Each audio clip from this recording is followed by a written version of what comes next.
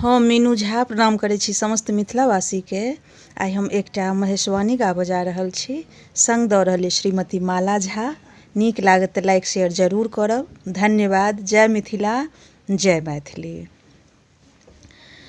बेटी हमर सकल गुण आगर, बेटी हमर सकल गुण आगर, गौरे राज दुलारे गे माए, गौरे राज दुलारे गे माए।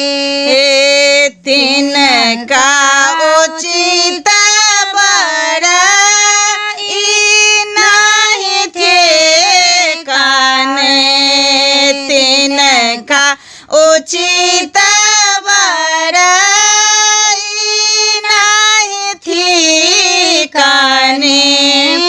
बोढ़ करो भिखारी गे माए, बोढ़ करो भिखारी गे माए।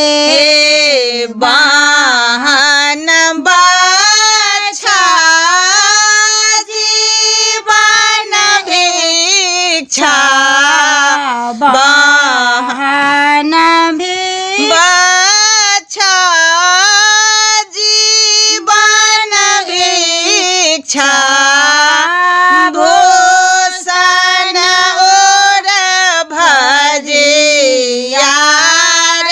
गे माए, भूषण और भजियार गे माई। रहथु कुमारी जानम भर गौरे, रहथु कुमारी जानम भर गौरे, करथु तपोवन वास गे माए, करथु तपोवन वास गे माए।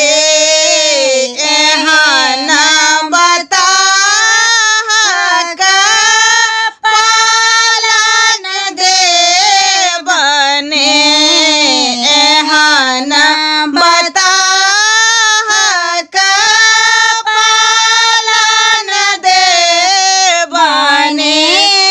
सुंदर गौरे के दान गे माए, सुंदरी गौरे के दान गे माए।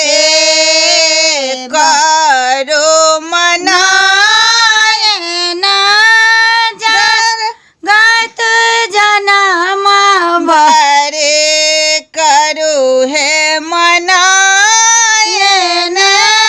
कागत स्वागत, जानू करू शिव अपमान गे माए, जोनि करू शिव अपमान गे माए। तीन भुवन में ई बर सुंदर, मोदनाथ कपि भान